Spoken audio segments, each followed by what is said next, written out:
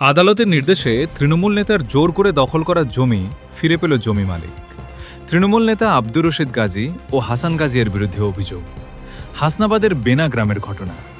হাসনাবাদের বেনা গ্রামের বাসিন্দা আব্দুর রহিম গাজী রোজ জমির পাশেই থাকে তৃণমূল নেতা আব্দুর রশিদ গাজী ও হাসান গাজী। কিন্তু এই তৃণমূল নেতাদের বাড়িতে ঢোকা বা বেরোনোর জন্য তেমন চওড়া রাস্তা ছিল না।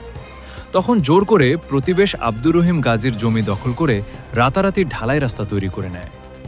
আব্দুর রহিম গাজী পরিবার বাধা দিতে আসলে তাদেরকে মারধর করা হয়, এমনকি মহিলাদেরকেও মারধর করা হয়।